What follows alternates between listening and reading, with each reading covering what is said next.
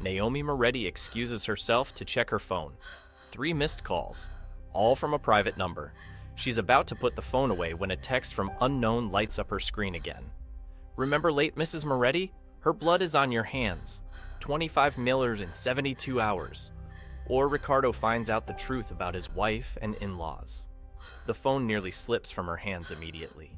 She leans against the wall, breathing hard, the world tilting sideways as painful memories flood through. But how? Who could have found out after so many years? Another text. Your brother's in with us. We can have him dead in 48 hours. Or you pay us, and Ricardo never learns his wife is Ortiz. The words blur. She blinks hard, trying to focus. Ortiz, the name of a cartel consisting of many families. The name Ricardo has hated since he was 12 years old. The name that still makes his jaw clench and his hands curl into fists. The family that took everything from him. She presses her palm to her mouth, swallowing down the scream building in her chest. Naomi's phone buzzes again. The clock starts now. Princess, tick-tock. Her hands are shaking so badly she nearly drops the phone again. She types with fumbling fingers. I need proof that my brother is alive. The response is immediate, a photo. Carlos. Older, thinner, beard covering half his face. But it's him, and he's tied up. Naomi deletes the messages with mechanical precision. All of them. Then she deletes the number. She stares at her reflection in the darkened window, sees the cracks forming in her carefully constructed mask. If Ricardo finds out she's connected to the Ortiz cartel, if he discovers her family helped finance the hit that murdered his mother, he'll kill her. No, worse. He'll kill everyone she's ever loved, and he'll make her watch. She thinks of Carlos, her baby brother.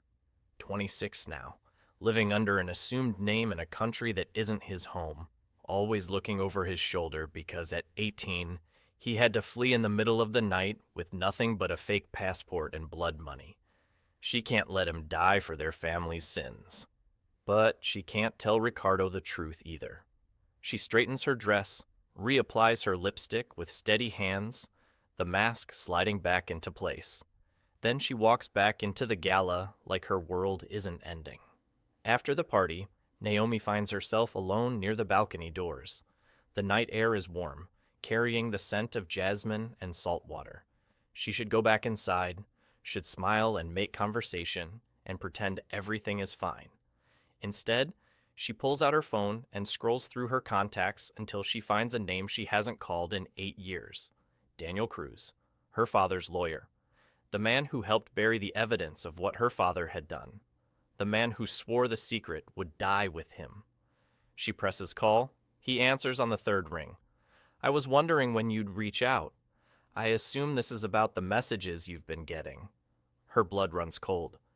You knew? Naomi, I know everything. I always have.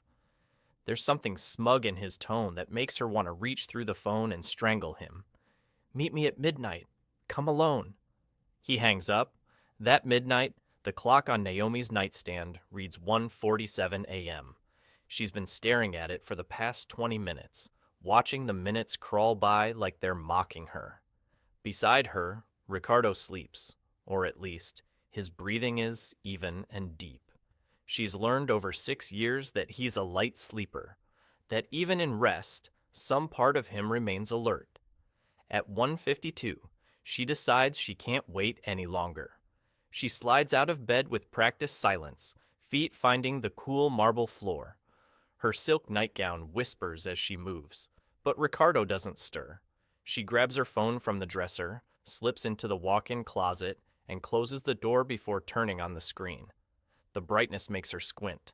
Another message from the block number, sent 10 minutes ago. Running out of time, princess. 46 hours left. Hope your brother knows how to say goodbye. Her hands shake as she types back. I'm getting the money. I need more time. The response is instant. No more time. Pay or we start sending pieces. She deletes the messages.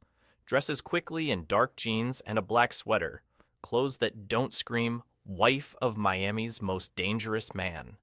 She disables the tracker on her phone. Ricardo had it installed after a close call with a rival family 2 years ago. For her safety, he'd said. She'd never once considered turning it off. Until tonight. She takes the back stairs, avoiding the main security cameras. The estate is massive, 16,000 square feet, and she knows every blind spot, every shadow. Ricardo taught her himself, thinking he was protecting her. He was. Just not from this. The garage is dark and silent. 12 cars lined up like sleeping beasts. She takes the Audi, quiet, inconspicuous, black paint that swallows light. The engine purrs to life, and she holds her breath, waiting for alarms or shouts or footsteps. Nothing. She's halfway down the driveway when guilt claws at her throat. She should wake him, should tell him everything. He'd fix this. He always fixes things. But the image of his mother's crime scene photos, the ones she'd accidentally seen in his study years ago, flashes through her mind. The blood, the broken furniture, the wall where they'd written, "Moretti dogs die tonight," in her blood. He was 16 years old when he found her. If he discovers Naomi's father helped pay for that hit, she grips the steering wheel tighter and drives.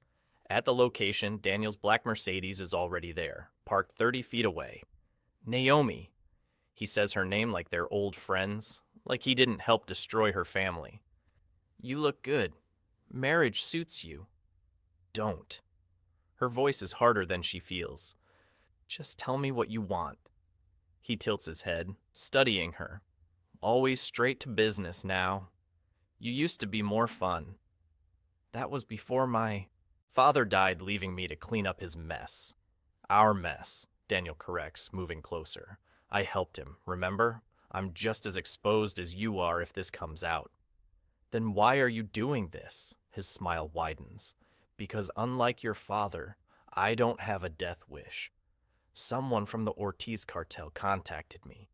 They've been putting pieces together for months. And when they came to me asking questions, he shrugs.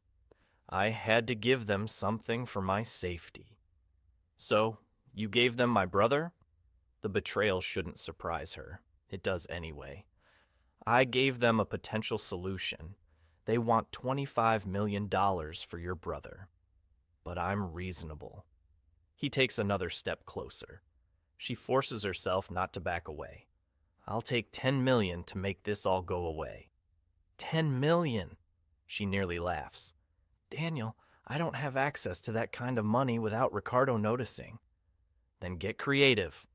His eyes are cold now, all pretense of friendliness gone. Sell something, take out a loan, rob a bank. I don't care how you do it. And if I can't, then watch the Ortiz cartel hurt your brother and... He pauses, savoring this part. I tell Ricardo that his beloved wife is the daughter of the man who helped murder his mother. The words hit like a physical blow. She stumbles back a step. He'll kill you, she whispers. Maybe, but he'll kill you first, and your brother, and anyone else connected to it. You've seen what he does to people who betray him, Naomi. Imagine what he'll do when he finds out you've been lying to him for 6 years. She can imagine it. She has imagined it in 1,000 nightmares. Ricardo's face when he learns the truth. The way his love will curdle into something black and poisonous. The coldness in his eyes as he decides what to do with her. Please. The word tastes like blood. Daniel, please. I need more time. He moves closer, close enough that she can smell his cologne. You don't get more time. His voice is soft now, almost gentle, worse than the threats. You get 45 hours. Figure it out. She grabs his arm without thinking, desperate, pleading. My brother didn't do anything wrong. He was 18. He didn't even know what our father did until it was too late. Life's not fair, sweetheart. He pats her hand where it grips his sleeve. The gesture is condescending, mocking. But hey, look at the bright side. At least you married into money. Tears blur her vision. She hates that he sees them. Hates the weakness, the fear, The way she's falling apart in this ugly parking garage while her husband sleeps peacefully at home. "I'll get you the money," she says finally. "Just promise me they'll leave Carlos alone. Get me the money, and I'll promise you anything you want." He gets in his car and drives away, taillights disappearing down the ramp. She stands there for a long moment, shaking, trying to piece herself back together. Back home, Ricardo wakes at 2:34 a.m. The bed is empty beside him. Cold, too, which means Naomi's been gone for a while. He sits up slowly, every sense immediately alert. The bathroom light is off, the closet door is closed. He reaches for his phone on the nightstand. 3 missed calls from Marco, all in the last 5 minutes. He calls back. Marco answers before the first ring finishes. "Boss!" His consigliere's voice is tight. "We have a situation. Talk." Mrs. Moretti left the estate at 1:57 a.m., disabled her tracker, took the back exit to avoid the main security cameras. Ricardo's grip on the phone tightens. "Where is she now?" "Lost visual when she left the property. But boss..." Marco hesitates. He never hesitates. "She's never done this before. Not once in 6 years." "I know." Ricardo is already out of bed, pulling on clothes with mechanical precision. "Activate the shadow detail. I want every resource we have to find her. Quietly. No alarms. No confrontation. Just eyes." "You think someone's threatening her?" "I think my wife doesn't sneak out in the middle of the night without a reason. And I think I want to know what that reason is before I decide how many people need to die for it." He hangs up, dresses in dark clothes, checks his gun, loaded, safety off, and slides it into the holster at his back. Then he waits.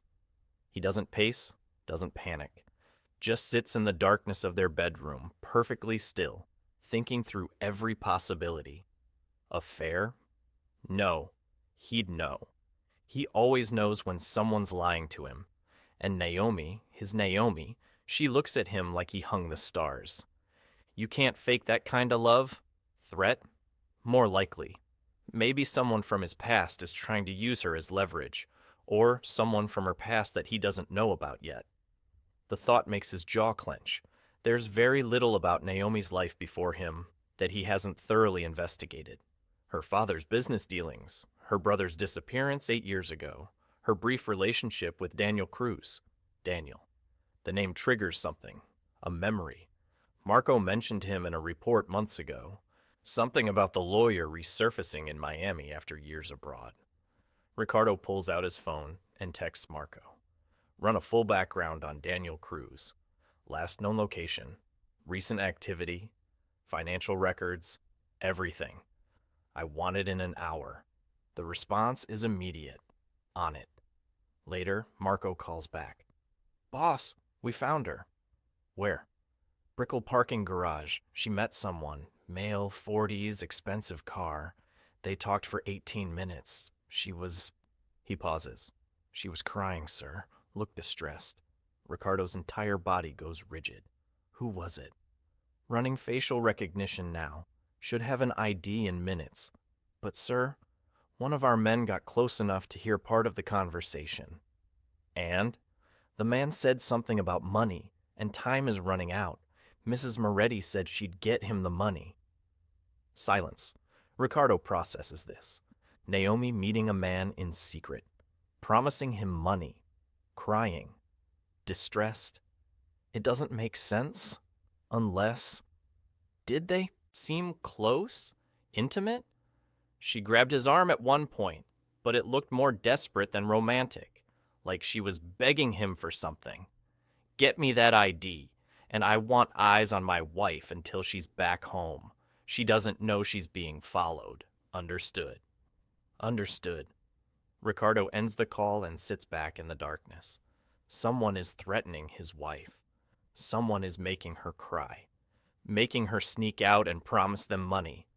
And when he finds out who, the gun at his back suddenly feels very necessary. Naomi arrives home at 3:41 a.m., but her hands won't stop shaking. She slips back into the house through the same route she left. up the back stairs, down the darkened hallway, into their bedroom. Ricardo is sitting up in bed, waiting. Where were you? His voice is quiet, controlled, the tone he uses right before violence. I couldn't sleep. She closes the door behind her, buying time. I went for a drive. At 2 a.m. I do that sometimes. No. He stands, moving toward her with predatory grace. You don't. In 6 years of marriage, you've never once left this house alone in the middle of the night. So I'll ask again. Where were you? She can see it in his eyes. He already knows something's wrong.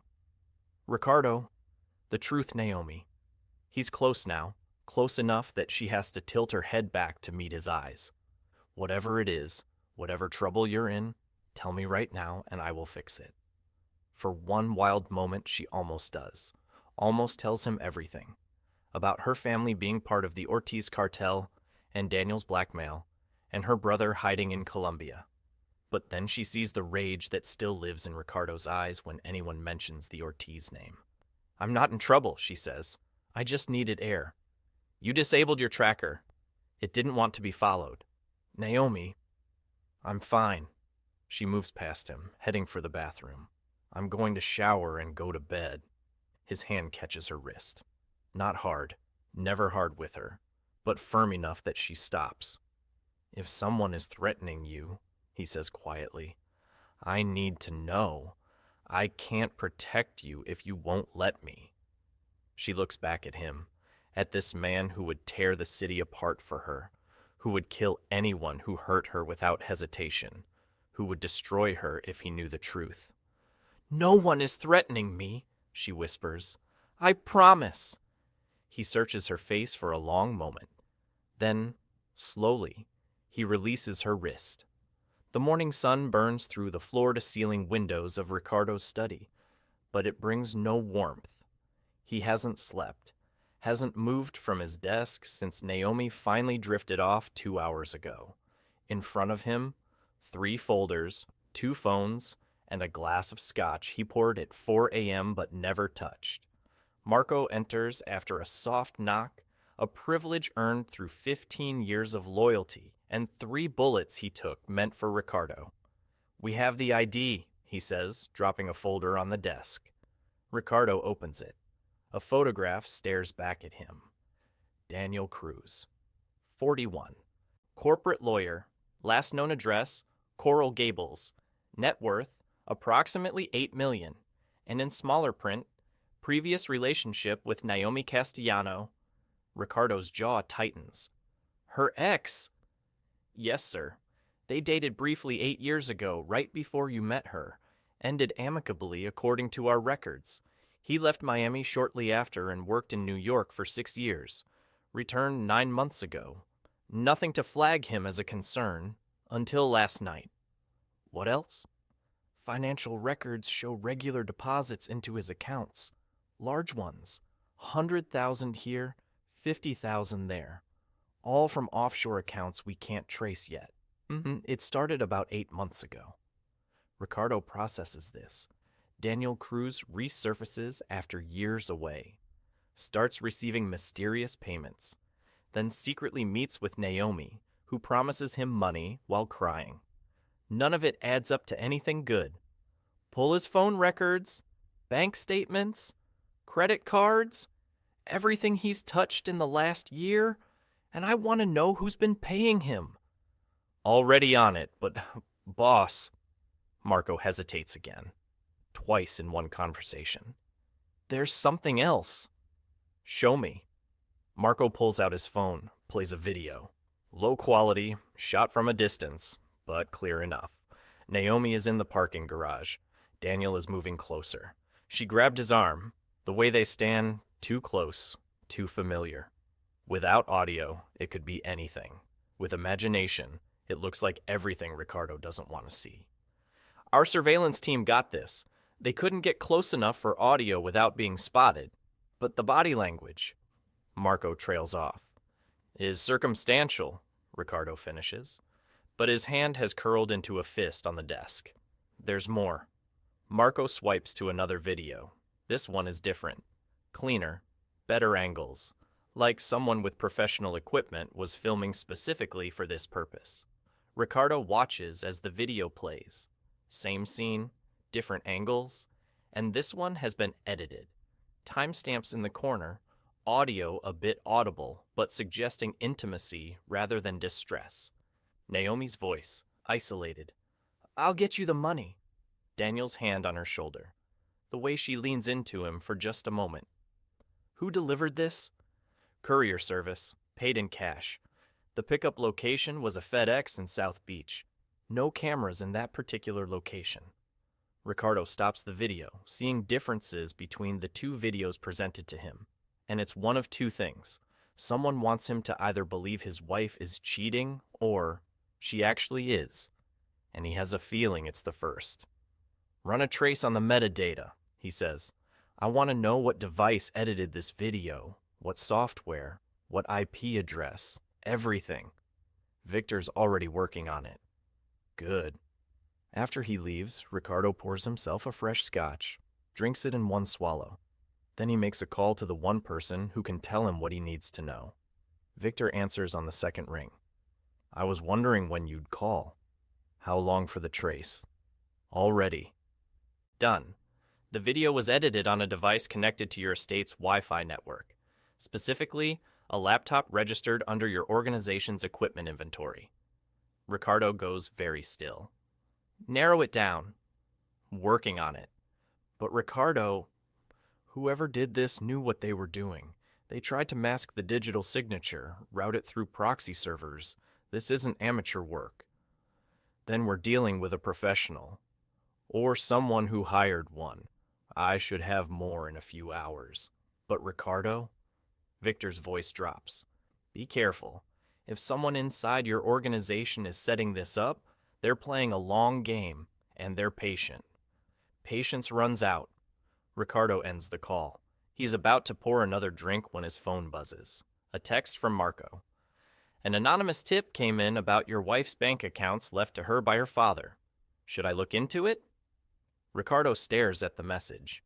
Naomi's father died 6 years ago, a year into their marriage. Sudden heart attack. Clean death for a man who'd made his fortune in commercial real estate. Or so Ricardo had been told. He gives the go-ahead. "Sir?" A voice from the doorway. Soft, professional, concerned. He turns.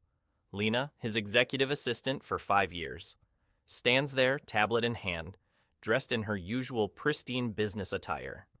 "Your 9 a.m. called to reschedule," she says, "and your lawyer needs to speak with you about the Singapore deal. Should I tell him you're available?" Ricardo studies her for a moment. "How long have you been standing there?" "Just arrived, sir. Is everything all right?" "Fine. Tell them I'll call him this afternoon." He dismisses her with a wave. She nods and disappears as quietly as she arrived. Ricardo looks back at his phone, at the messages, at the edited video, at the implications that are starting to form a picture he doesn't want to see. Someone is trying to destabilize him. The question is why? Across town, in a sun-drenched cafe, Daniel Cruz sits at a corner table nursing his third espresso. His phone buzzes. He glances at it, frowns, and types a reply. "I did what you asked. She's desperate enough. But if Moretti finds out I'm involved," the response is immediate. "He won't. Not yet. Keep your head down, wait for my signal, and don't contact her again." "When do I get the rest of my money?" Daniel asks. "When the job is done." Daniel deletes the conversation and signals for his check. Patience. He's never been good at patience, but $200,000 buys a lot of it. He doesn't notice the man in the dark suit 3 tables over, doesn't see the camera phone discreetly angled his way, doesn't realize he's been under surveillance since he left his apartment this morning. Ricardo's men are very good at being invisible. By noon, Ricardo's financial investigator calls back. "You're not going to like this, sir. Tell me, Alessandro Castellano did leave an account for his daughter, offshore, Cayman Islands. Current balance, $1 $147. That's it? That's what's left. But the transaction history tells a different story. 8 years ago, there were multiple deposits totaling $23 million. All were withdrawn over 6 months. Most of it went to another account we can't trace. But there were several large payments to various lawyers, including Daniel Cruz. Ricardo's blood runs cold. When were these payments made? Starting 8 years ago and ending 6 months before your wedding to Mrs. Moretti. What were they for? The notes on the transactions reference legal fees and consulting services. But, sir, I dug deeper into Alessandro Castellano's business history. He wasn't just in commercial real estate. What was he in? A pause. Money laundering, specifically for the Ortiz cartel. There are sealed court documents from 15 years ago. He was never prosecuted, cooperated with federal investigators in exchange for immunity. But the paper trail is there if you know where to look. The room tilts. Ortiz. Naomi's father worked for the Ortiz cartel. Her family was part of the cartel that killed his mother. Ricardo has to sit down, has to breathe, has to not put his fist through the wall. Is there any evidence Mrs. Moretti was aware of her father's activities? Don't think so. She would have been 12 at the time.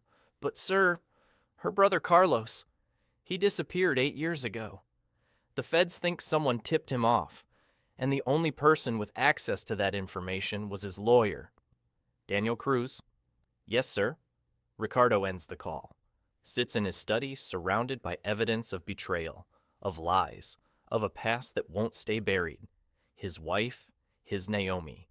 The woman he loves more than life itself.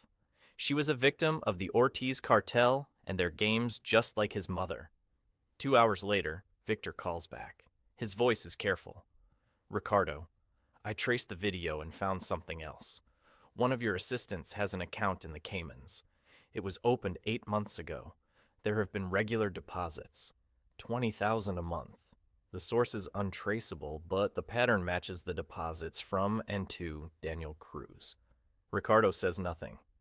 Boss, are you still there? Send me everything. He hangs up, sees Marco's name, and almost squeezes the phone to stone. He pours another scotch. Doesn't bother with the glass this time. Drinks straight from the bottle. The door to his study opens. Naomi stands there, wrapped in his robe, hair still messy from sleep. She looks young like this, vulnerable, exactly the way she looked the first time they met. You've been in here all morning, she says softly. Come to bed. He looks at her, studies her face for the lies, for the cracks, for any sign that she's been deceiving him for 5 years. Who was Alessandro Castellano? He asks quietly. She goes very still. My father. You know that. Tell me what he really did. Not the commercial real estate story. The truth. Color drains from her face. Ricardo, the truth, Naomi. She opens her mouth, closes it, her hands twist in the fabric of the robe. I don't know what you mean. Then let me help you. Your father laundered money for the Ortiz cartel. He facilitated the financial transfers that paid for my mother's murder. You knew about it, yes? Tears spill down her cheeks. No, I didn't know. Not until... Until when? Until after he died. I found documents, papers. I didn't understand what they meant at first. But then Daniel explained. She stops, realizes what she's just admitted. Daniel. Ricardo's voice is deadly calm. The man you were meeting in a parking garage at 2 a.m. The man you promised money to while I slept in our bed. It's not what you think. Then what is it? He's standing now, moving toward her. Not threatening, just present. Inescapable. Because from where I'm standing, it looks like my wife has been lying to me about who she is, about who her father was, about what she knows, and now she's sneaking around with her ex-boyfriend making secret deals. I was trying to protect you. From what? From the truth. She's crying now, full sobs. from knowing that I'm connected to the people who destroyed your family, from hating me for something I didn't do but can't escape. And Marco? What does he have to do with this? She blinks, confused. Marco? Nothing. Why would Marco? Because he's involved, and I need to know if you're part of it or a victim of it. I'm not part of anything. I'm just trying to keep my brother alive. The words hang in the air. Ricardo goes very still. Your brother. The one who disappeared 8 years ago. Someone found him. They're threatening to kill him unless I pay them. That's why I met Daniel. He said he could make it go away if I gave him money. I didn't know what else to do. She's telling the truth. Ricardo knows the truth when he hears it. But she's also still lying. He can feel the weight of the words she's not saying. How much? $35 million. He nearly laughs. $35 million. And you were gonna get this how? I don't know. I didn't want you to find out about my father, about the Ortiz connection. I was afraid you'd... Her voice breaks. Afraid I'd what? Kill you? She doesn't answer. Doesn't need to. Because yes, that's exactly what she was afraid of. And the worst part is, she's not entirely wrong to be afraid. Ricardo turns away from her, looks out the window at his empire, everything he built, everything he protected. Leave, he says quietly. Ricardo, please. I need to think. She stands there for another moment, then leaves, closing the door softly behind her. Ricardo stands alone in the silence, surrounded by evidence of betrayal, by his wife, by his best friend, by people he trusted with his life. He pulls out his phone and texts Victor, the laptop that edited the video. Is it Marco? The response takes 10 minutes. Still tracing it, but the job was done from one of your computers, a computer only your assistants have access to. Naomi hasn't left the bedroom in 18 hours. She sits on the floor of the walk-in closet, knees pulled to her chest, phone clutched and shaking hands.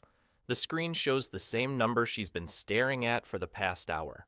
The number she doesn't want to call but knows she must. 29 hours left. The text that arrived this morning still burns in her mind. Final warning. We're getting impatient. No money, no brother, no options. And Ricardo hasn't spoken to her since yesterday. He sleeps in the guest room, avoids her in the hallways.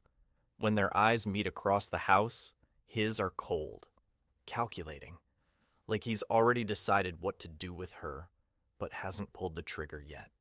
She needs to get out, needs air, needs to think. She changes into running clothes, pulls her hair into a ponytail, and slips out through the kitchen. The staff barely glances at her. They've learned not to ask questions in the Moretti household. She's halfway down the driveway when she sees it. A package on the hood of one of her cars. Small, wrapped in brown paper. No address, no markings. Her heart stops. She looks around. The estate is quiet. Guards at the gate, but they're facing outward, watching for threats coming in. Not threats already here. She picks up the package with trembling hands. It's light. Too light. She unwraps it in the car, doors locked, hands shaking so badly she can barely tear the paper. Inside is a small wooden box, the kind you'd use for jewelry or keepsakes. She opens it. The scream catches in her throat. A finger. Severed cleanly at the knuckle. Still wearing a silver ring she'd recognize anywhere. The one she gave Carlos for his 18th birthday. The one with their mother's initials engraved inside.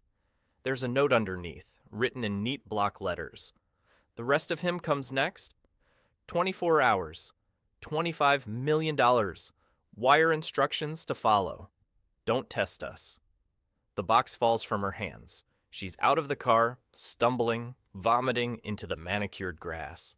They cut off his finger. Her brother. Her Carlos. They're going to kill him. She wipes her mouth with the back of her hand, climbs back into the car, and drives. Doesn't know where. Doesn't care.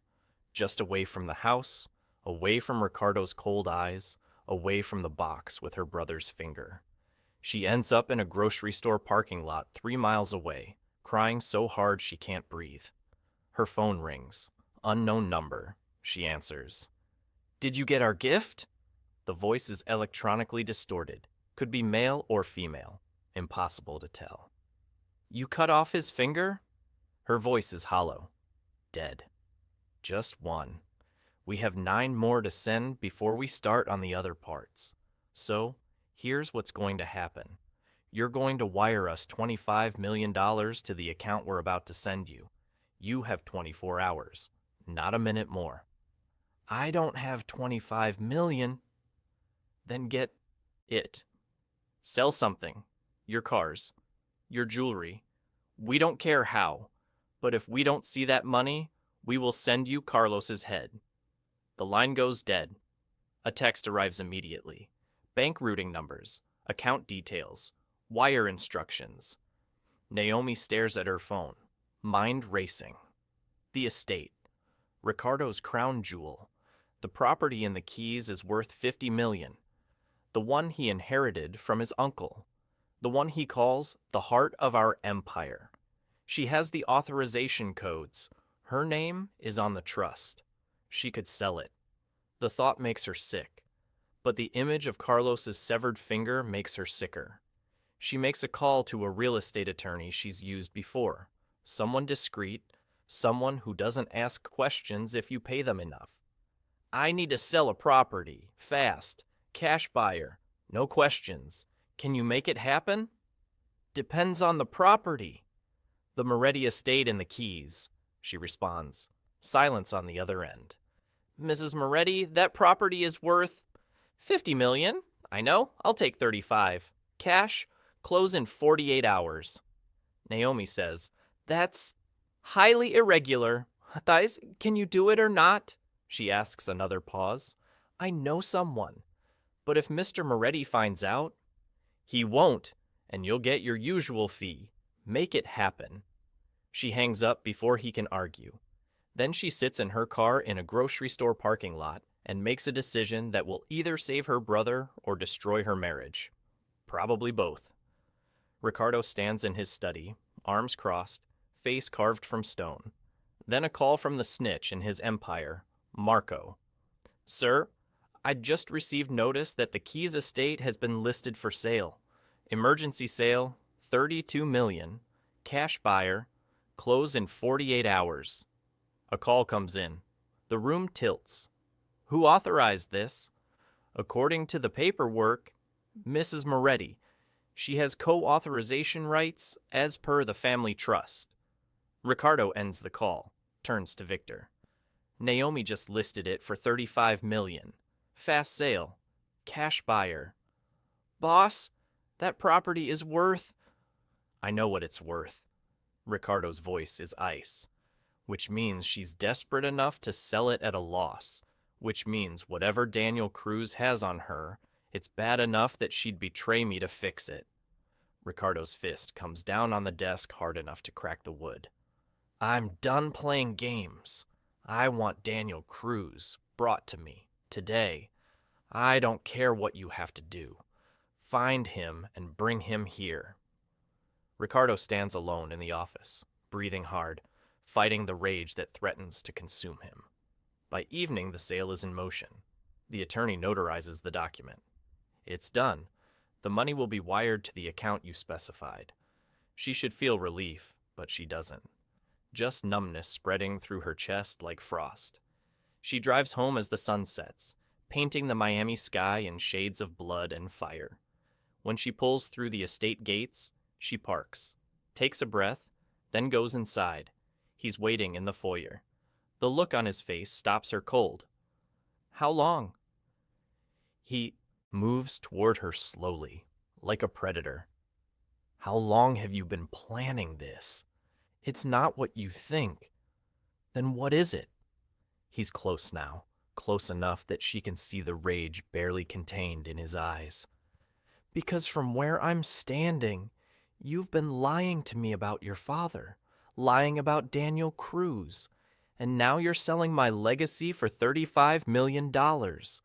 So tell me, Naomi, what exactly should I think? I needed the money. For what? For him? For Daniel? For my brother? The words burst out before she could stop them. They have Carlos. They cut off his finger. They sent it to me in a box. They said they'd kill him unless I paid them $25 million, and I didn't know what else to do. And you thought selling my property was the solution?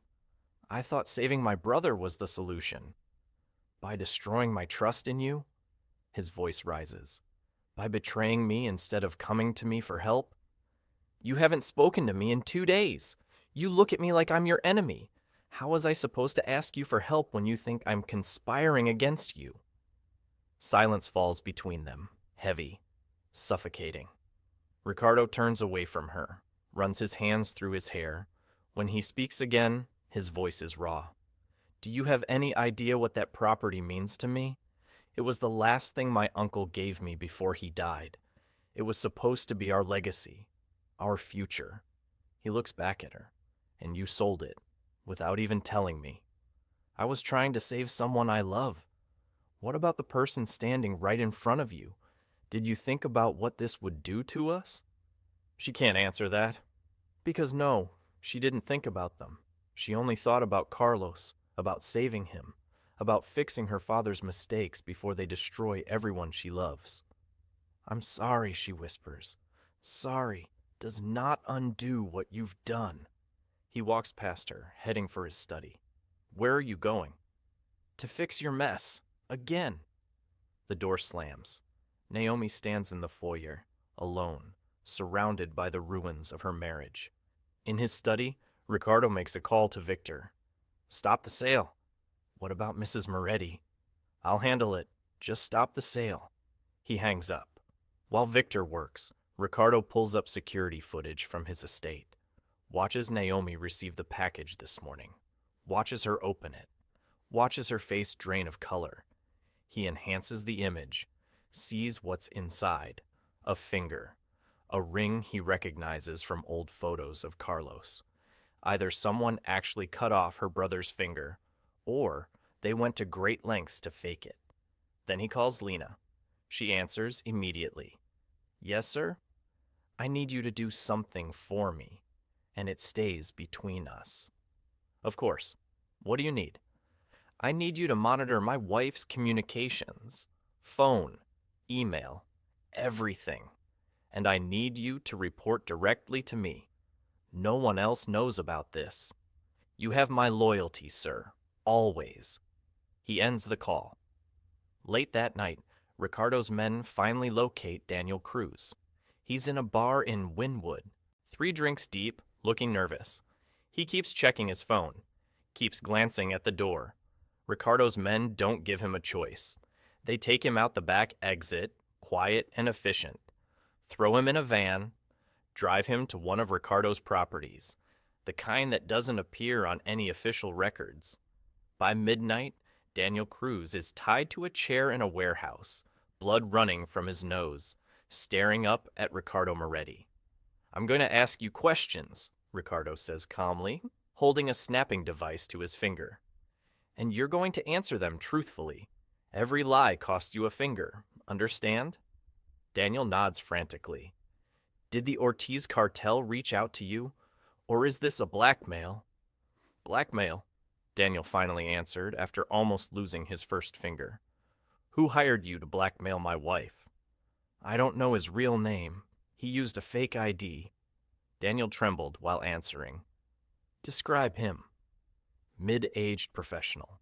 Always wore disguises, used a voice modulator, but sounded like a man. The person told me exactly what to say, what time to give Naomi, how to film Naomi, when to send the video. The finger, was it real? Daniel's eyes widen. What finger? Ricardo nods to Marco. Marco shows Daniel a photo of the severed finger in the box. Daniel goes pale. I swear I don't know about that. I never gave out Carlos' real location. Unless the guy found out already. Ricardo studies him. He's telling the truth. Terrified and stupid, but truthful. This guy. When's your next meeting? Tomorrow. Noon. He's supposed to pay me the rest of the money. Ricardo smiles. It doesn't reach his eyes. Then you're going to that meeting, and you're going to wear a wire. The sun hasn't risen yet when Ricardo walks into the bedroom. Naomi is awake, has been for hours, judging by the dark circles under her eyes.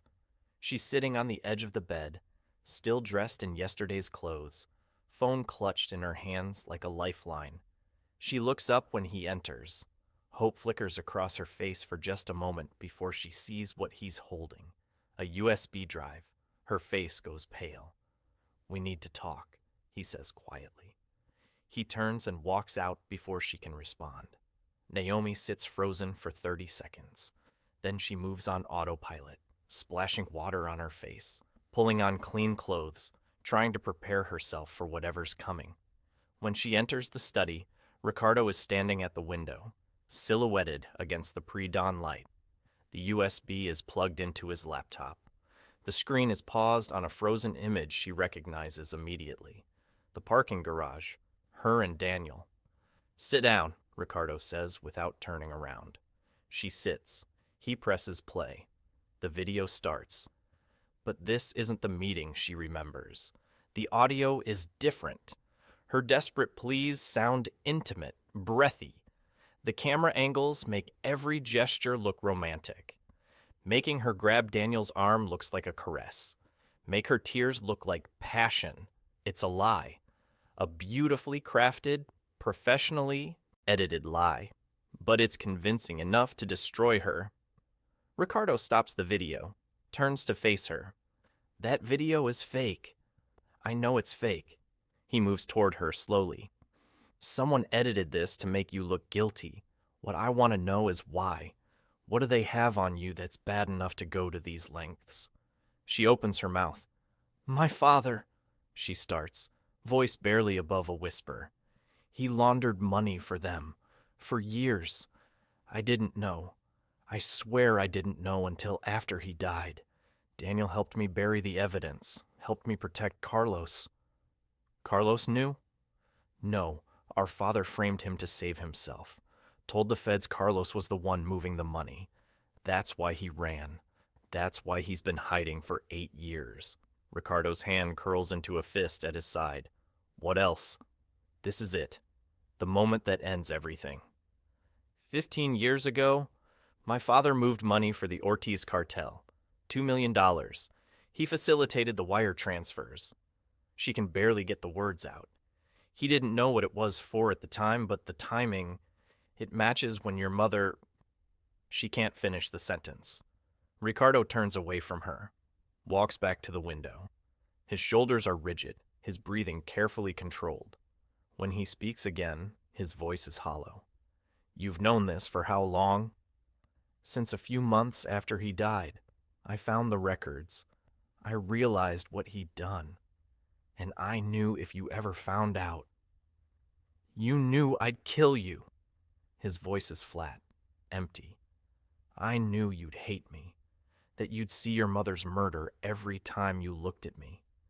That everything we built would be destroyed by something I didn't do but can't escape. So, you lied.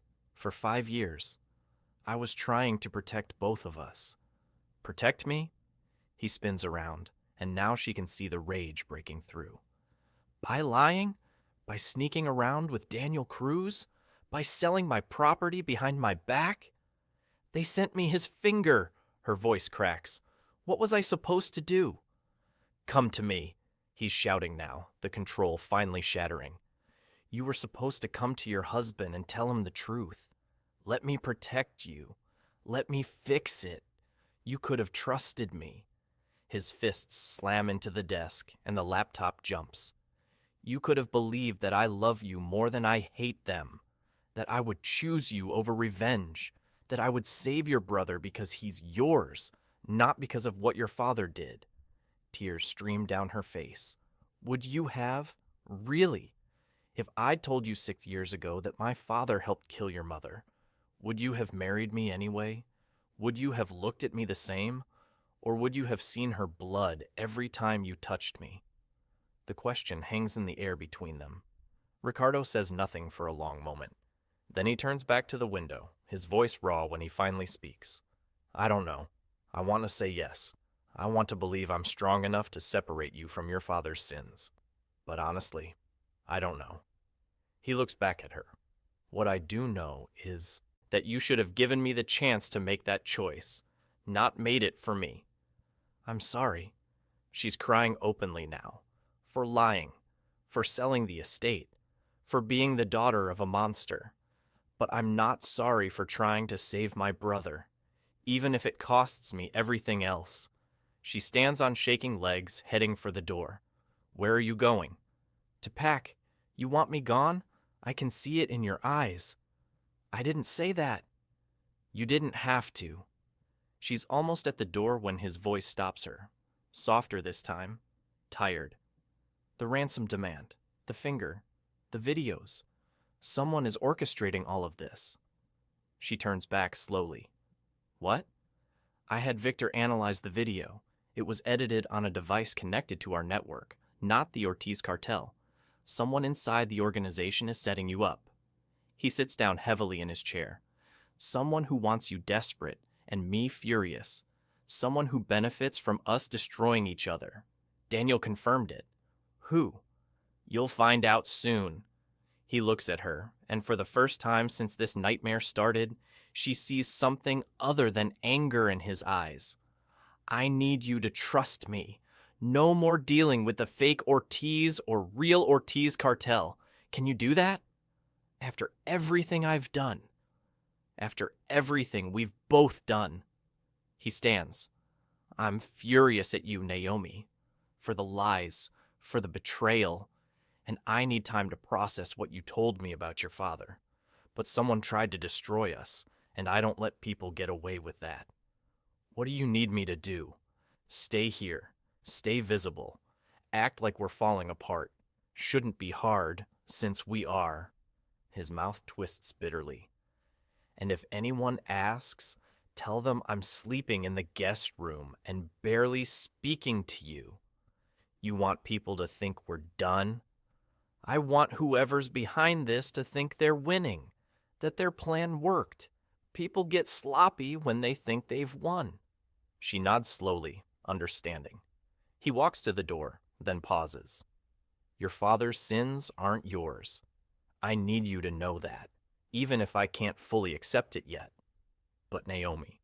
He looks back at her. No more secrets, ever.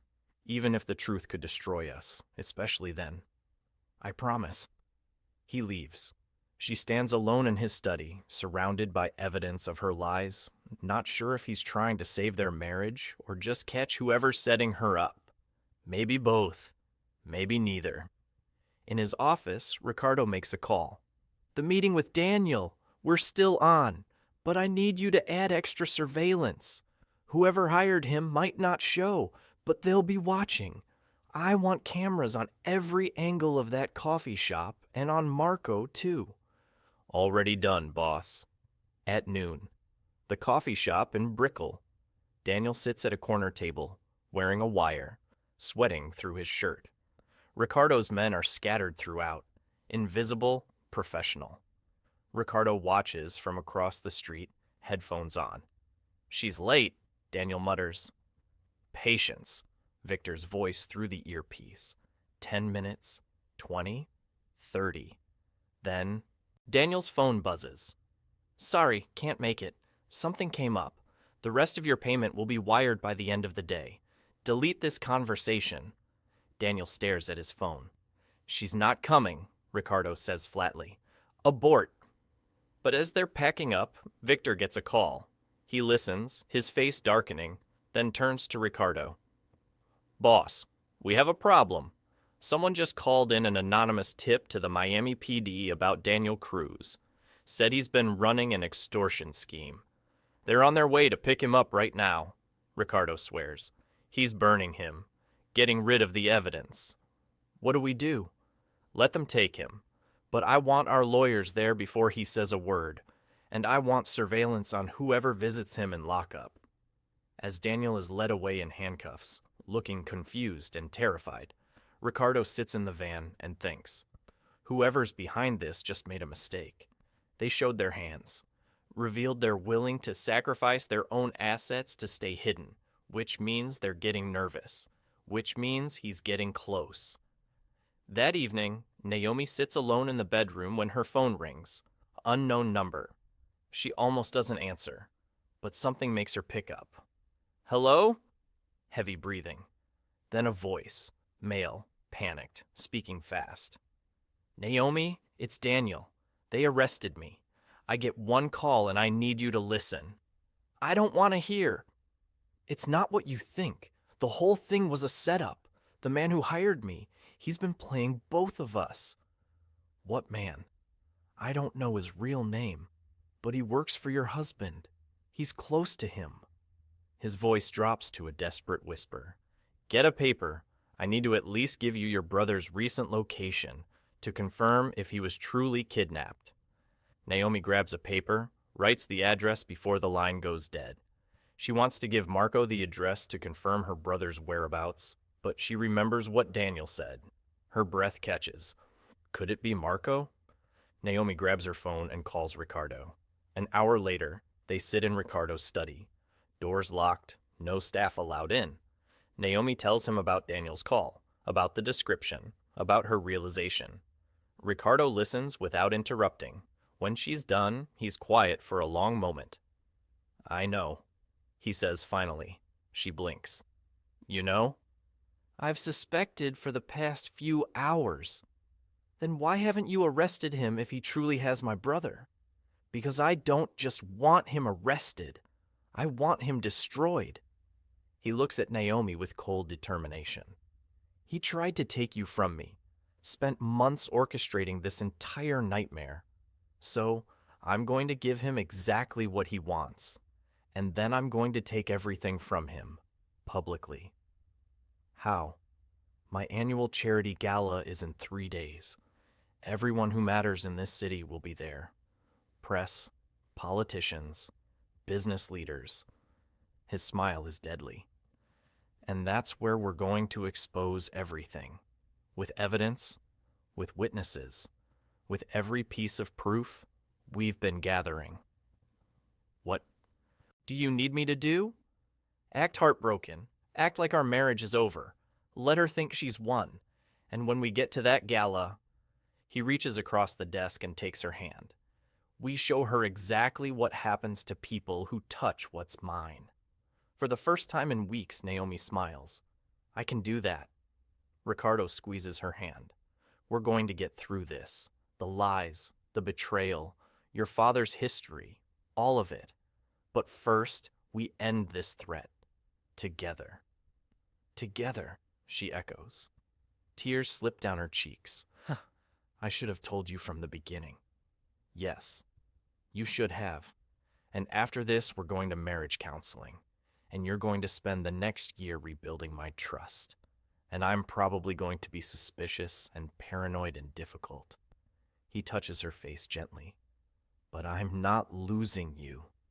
Even though every time you look at me, I see my wife, the woman I chose, the woman who's been fighting alone against a threat she didn't understand while I doubted her. His thumb traces her cheekbone. And yeah, sometimes I see the past, but I'm going to learn to see the future instead. Our future. She kisses him then, desperate and grateful and apologetic all at once. He kisses her back like he's trying to memorize her, like he's reclaiming her from the shadows that tried to take her away. The day of the gala dawns bright and merciless. Naomi spends the morning getting ready. Hair, makeup, dress. She chooses emerald green silk, the same color she wore the night this nightmare began, the dress that made Ricardo call her a sin. When she looks in the mirror, she barely recognizes herself. The woman staring back is harder, sharper, someone who's been through hell and survived, someone who's about to watch her enemy burn. Downstairs, Ricardo is in his study with Victor, reviewing the plan one final time. The evidence is loaded and ready, Victor confirms. Video, audio, financial records, witness testimony, everything. Security? Doubled.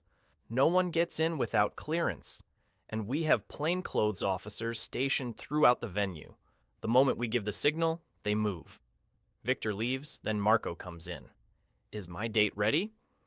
Lena is your date for the evening since Mrs. Moretti is indisposed. Marco's mouth twists. She actually volunteered. Ricardo's phone buzzes. A text from Naomi. Ready when you are, he types back. Then let's finish this. Ricardo leaves with Marco by his side, acting like nothing's wrong. Lena arrives early, stunning in a white designer gown, and Ricardo meets her at the entrance, offering his arm. You look beautiful. She nearly glows. Thank you. I wanted to make sure everything was perfect for tonight. It will be. He smiles at her. They enter together, and the whispers start immediately. Where's Mrs. Moretti? I heard they're separating. That's his assistant, isn't it? How long do you think that's been going on? Lena hears every whisper, feels every stare. Then, Mr. Moretti! Iger reporter approaches. Is Mrs. Moretti joining us this evening? She'll be along shortly, Ricardo says smoothly. She had some things to take care of. The reporter's eyes flick to Lena, speculation written all over his face. Tomorrow's headlines are already writing themselves. At 8 o'clock, the lights dim. Ricardo takes the stage, microphone in hand, Lena standing just to his right like she belongs there. Good evening, everyone. Thank you for coming to our annual charity gala. His voice carries across the room. Before we begin the auction, I have something important to share with all of you. A story about love, loyalty, and betrayal. The room goes quiet. 6 months ago, someone close to me began a campaign of destruction.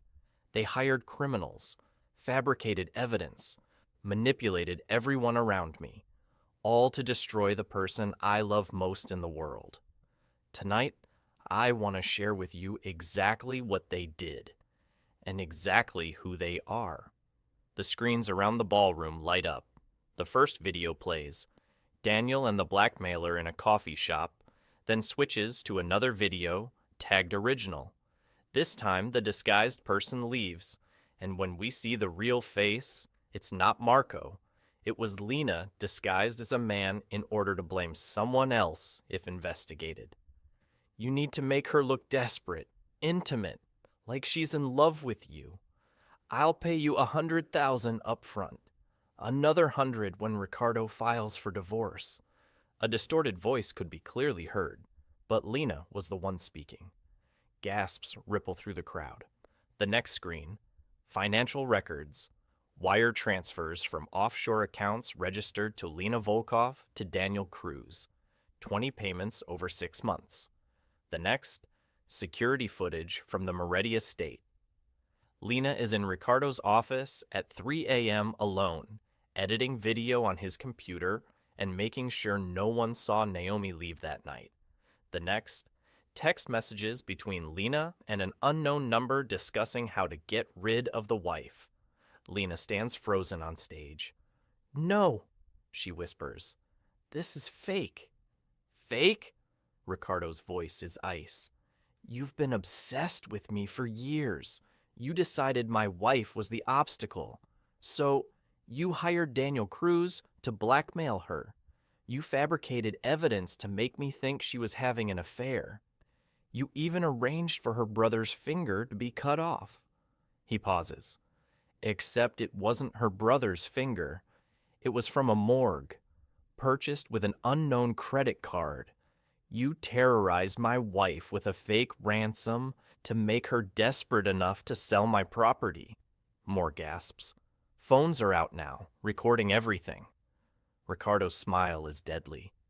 You tried to steal my estate, my wife, my life, all because you thought you deserved me more than she does.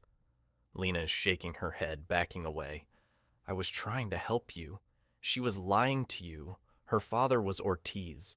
She was poison. My wife's father's crimes are not hers, But your crimes, he gestures to the screens, those are all yours.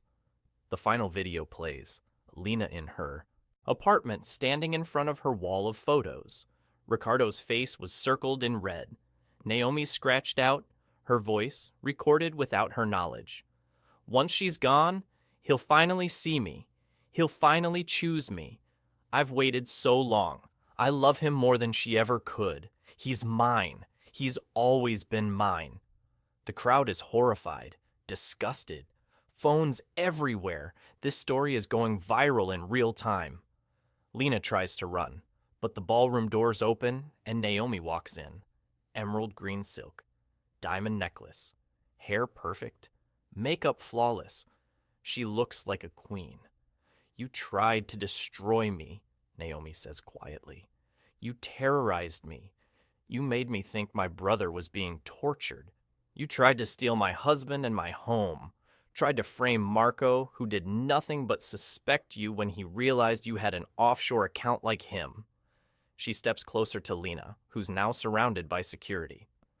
Officers, Ricardo says calmly. 3 plainclothes police officers move through the crowd. They have handcuffs ready.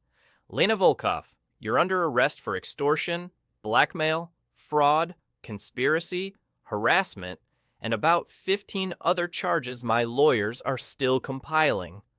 No, Lena screams as they grab her arms. No, you don't understand. I love you. I've always loved you. She doesn't deserve you. I do. I've proven it. I've done everything for you. You did everything to me. Ricardo's voice is quiet, but everyone hears it. And now you'll spend the next 20 years regretting it. She's dragged away, screaming, crying, still protesting her love as the doors close behind her. The ballroom explodes with conversation, questions, shock. Ricardo raises his hand for silence, gets it immediately. I want to make something clear. My wife is innocent. She was a victim of a disturbed woman's obsession, and anyone who suggests otherwise will answer to me personally. His gaze sweeps the room. Are we clear? Absolute silence. Then a few people start clapping. The applause builds, spreads. Within seconds, the entire ballroom is applauding Naomi. She stands there, tears streaming down her face, holding Ricardo's hand like a lifeline. He leans down, whispers in her ear. You okay? She nods. Better than okay. Good, because I'm about to make things very public. Before she can ask what he means, he raises his voice. There's one more thing I want to announce tonight. For years, I've kept my private life private, but I think it's time to set the record straight. He turns to Naomi, still holding her hand. 6 years ago, I married the love of my life, and tonight, I'm recommitting to her, in front of all of you, because I want everyone to know. Naomi Moretti is my wife, my partner, my queen, and nothing will ever change that. He kisses her in front of everyone, deep and possessive and claiming. The crowd erupts in applause again. Naomi kisses him back, tasting salt from her tears and champagne from his lips, and the freedom of finally being free. When they break apart, she whispers, "Did you just propose to me again?" "I just married you again in front of 500 witnesses. So yes." She laughs, the first real laugh she's had in months. The party continues around them, but they barely notice. They've survived. Together. Lena's sentencing comes some weeks later. 25 years in federal prison. That night, on the balcony of the estate they fought so hard to keep, Ricardo and Naomi watch the sun set over Miami. His hand rests on her still flat stomach. Their future is growing there. "No more secrets?" she asks softly. "No more secrets," he confirms. "Just us, our baby, our life." "Our empire," he laughs. "That too." She turns in his arms, looks up at him. "I love you, even with everything. Maybe because of everything. I love you too, even when I'm still mad at you." He kisses her forehead. "Which I am, by the way. You're going to be making this up to me for years. I can live with that." "Good, because I can too." The end. Did this story keep you hooked? Would you have forgiven the lies? Would you have fought back? Let me know in the comments. And don't forget to subscribe, because the next story, it's even better.